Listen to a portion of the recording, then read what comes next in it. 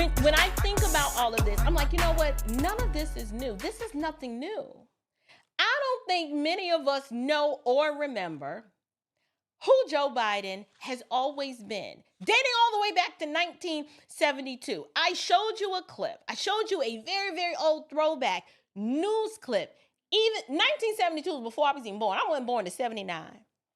Biden was out here lying well before then. And the question is, you're like, well, what did he lie about? In true opportunistic fashion, Joe Biden lied about the circumstance surrounding his first wife's and his daughter's tragic death. Yes, that actually happened. And hear me clearly, I am not trying to make light of a tragedy. What I am doing is you need to examine if someone is willing to try to capitalize or manipulate facts surrounding something as tragic as how his wife and his daughter died. Something ain't right in that milk. Just like a Democrat, they will never let a tragedy go to waste. They can't let a tragedy go to waste. What am I talking about?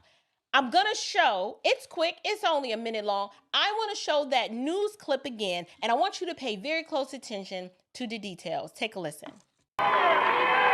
Just a week before Christmas 1972, the wife of newly elected Senator Joe Biden and their baby daughter were killed, and their two sons badly injured when the Biden family car was broadsided by a truck at this intersection in Delaware. The truck driver, Curtis Dunn, was never charged in the crash, but his daughter, Pam Hamill, says he too suffered. He grieved over that. He was haunted and tormented by that for years. Dunn died in 1999, but since then his family has endured widespread rumors and reports that he had been drinking just before the collision. At least twice, Biden himself has made public references to alcohol being involved in the crash. In 2007, Biden said the truck driver, quote, allegedly drank his lunch. And multiple news outlets, including CBS News, have reported that Dunn was drunk. Hamill disputes that, saying her dad had not been drinking. The truth is, it was a tragic accident. No alcohol was involved. The police reports have been lost, but Delaware Judge Jerome Herlihy, who investigated the crash, supports Hamill. He tells CBS News there was no indication that the truck driver had been drinking. Like, your wife is dead, your 13-month-old kid is dead, and you use this as an opportunity to embellish the truth, which is a lie. Biden lied on the man who was the driver of the tractor trailer that injured his two young sons and killed his wife and his daughter. Now, we may never know just how, damaged and traumatized Hunter Biden is, but I can guarantee you it probably has a lot to do with how trash of a father Joe Biden may have been. Biden has always been self-serving and willing to lie for his own selfish gain. Here we see in 1972, Joe Biden, he's running for the U.S. Senate. What a prestigious position, I might add. And in the middle of his Senate campaign, something tragic happens, not just to his wife, but to his 13-month-old daughter, Naomi. Can you imagine, think for me, imagine getting the news that not only is your wife dead, but your 13-month-old daughter is gone too. And now, mind you, your two young sons were also in the car. You're a single father with two small boys to raise. Beau Biden was 3 at the time. Hunter was 2. We're talking about freaking toddlers here. Toddlers. He is the father of toddlers. And instead of mourning and being a father, do you know what Joe Biden was doing? See, y'all, a lot of people don't know this story, and it pays to have some friends who got a little age on them, because I was talking to my friend today, and this is when I was today years old when I learned this. Joe Biden was campaigning and bringing cameras into the hospital room of his young son while they were laid up in the hospital healing. Like, dude, like, what is wrong with you? Where is your situational awareness? Like, okay, wait a minute. My wife is dead. My baby's dead. My boys are laid up in the hospital. I should be mourning. Instead, Joe Biden, like, oh no, let's go and bring the cameras in. This might have been a good time to suspend your campaign and have some private time with your children. I don't know. What about planning 2 funerals? 1 funeral, a joint combo funeral? I don't know. What about trying to figure out how am I going to move forward? Right? How am I going to move forward?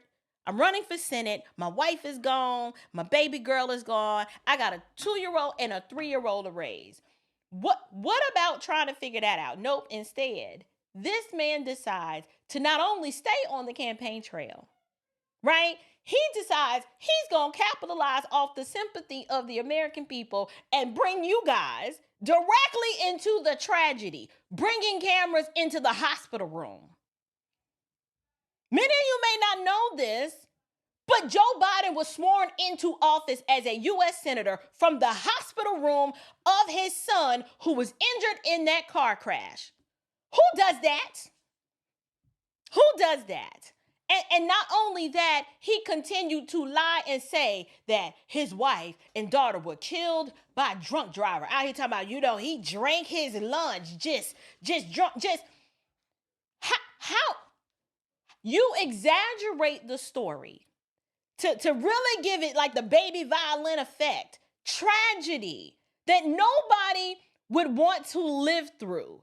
That the average person would be like, I don't even know how I'm going to pick up the pieces of my life. My wife is gone. My daughter is gone. I got a 2 and a 3-year-old to raise. And this man had no problem lying on a man, telling the world that he was drinking his lunch, lushed out on alcohol when nothing of the sort happened. Yes, it was a tragic accident. Yes, his wife and daughter died. But dude, why are you out here lying? Just like all of his other crazy stories about him being active in the civil rights movement, his stories about corn pop and the bad dude, his stories about growing up, I grew up in a black church. Next thing we gonna hear him talk about how he was on the usher board, right? And choreographing the grand march with the mass choir. Listen, all of it is a lie. Your wife and your infant daughter are dead. Instead of you going and focusing on being a father and focusing on your family, your eyes are still set on that Senate seat. Could this be why Hunter is a crackhead, right? And I'm not saying that to be funny, but could this be why Hunter can't seem to get his life together? Because instead of Joe Biden being a father to him, Joe is choosing money and power and control instead. Biden's been controlling and manipulating Hunter Biden since he was 2 years old. 2 years old. Why are there cameras in the hospital room when your kid is recovering? Who's doing that? But Biden has always plotted to get what he wants by being a snake and knowing how to deal in the underbelly of the politics, right? To get what he wants, even if it means using and abusing his own family to get it. We're not going to let this tragedy go to waste. Oh, yes, bring them in. Matter of fact, I want the American people to see how dedicated I am to service. I want to be sworn in at the bedside of my injured child. When I should be mourning my wife and my daughter, when I should be trying to be a parent to the kid, he don't suspend that campaign. He like, oh no, we going full speed ahead. This is the perfect tragic story. This will show me as an overcomer. I'm gonna be triumphant. Biden's always tried to skim some off the top for himself. Wife and baby daughter dies. He gotta skim some off the tragedy to suit his own ambition. Listen, no one is denying that the Biden family is dysfunctional. It just like so many other American families. White folks got dysfunction in their family too. He got crackheads in his family. I got crackheads in my family. Listen, it's an American situation, right? But the thing is, we're not denying that they are loyal to each other no matter what. I get that. That is painfully obvious. Painfully obvious. And Hunter was always going to follow through with whatever the marching orders were from his father, no matter what. Most crime families operate that way. The Biden family is no different. But Biden used his crackhead son to enrich himself. He used his children as props to get what he wanted as a U.S. senator, and he used his son as an adult, addictions and all, just use that boy as a pawn in all of those foreign business dealings to make money and to protect him in all of his criminal dealings, allegedly. You know, we got to say all this stuff, allegedly, in my opinion, right? I believe that Hunter has always wanted nothing but Joe Biden's love and acceptance. Maybe a little time and attention, but instead Joe out here just using him to enrich himself in all kinds of backroom deals, allegedly. Allegedly. So, there's some skeletons. One particular skeleton that the mainstream news media, they repeatedly try to keep from the American people. And I get it. People in the chat are like, oh, so all those Trump charges on Trump were trumped up. Where have you been? No disrespect. I am so glad you're here. I am actually glad that there are people here listening on this channel who, for the first time, you like, I was today years old. I didn't know this. What do you mean that the charges against Trump were trumped up? Or what are you saying? Because there's been a psyop played on the American people. And there are a lot, most of my audience, my regular subscribers, people who watch, who've been following politics for a long time, we know what's up. We know the lawfare that was enacted against Donald Trump. And we are not, some sicko fans where we just ride or die for Trump no matter what. We know he got issues. We know he ghetto. We know he can't communicate that well. We know he a narcissist. We know all of that. But what we do know is that he ain't out here perpetrating a fraud. If he did it, he will tell you he did it. Listen, I cheated on my wife. Yeah, that happened. It is what it is.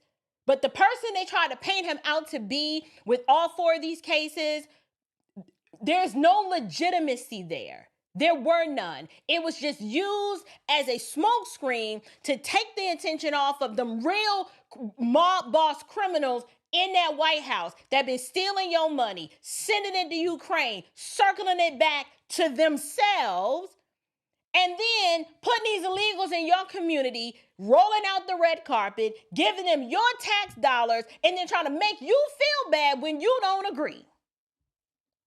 That's what this is about. This is not absolving Donald Trump from the responsibility of him being who he is. This is the difference between the right and the left. We will concede the argument, be like, Trump got a whole lot of flaws. But the fact that you try to run a campaign like this, like Joe Biden's just this good dude. First of all, we have to recognize all of these people are wicked, filthy sinners in need of a savior. But what we will not do is allow you to gaslight us and lie and at least not admit the fact that this is jacked up. This ain't got nothing to do with Hunter Biden. Joe Biden trying to protect himself. Who pardoned someone all the way back to 2014? What you trying to hide? 2014? He was in office in 2014. He was the vice president. Remember, 2008? Then 2012 is the second term. 2014 is in the middle of Joe Biden's second term. You trying to tell me that he didn't use Joe Biden? Hunter Biden didn't use his father's influence while his father was in office to get these business dealings done off of the Biden name? I need the naivete to go out the window. That's what I really need. But thank you so much for tuning in to this episode of the Standard of Truth podcast. If you've enjoyed today's conversation, don't forget to check out the Standard Home and Living lifestyle store at standardhomeandliving.com. We've got everything from book studies, journals, and even podcast merch, so you can take a piece of this conversation with you wherever you go. And of course, be sure to follow me on Facebook, X, Instagram, and TikTok for more updates, behind the scenes, and daily insights. You can also stay connected at thestandardofTruthPodcast.com, where you'll find all the latest news and events, including live events coming to a town near you. Thank you guys so much for joining me today. Until next time, keep standing firm in the truth. Grace and peace.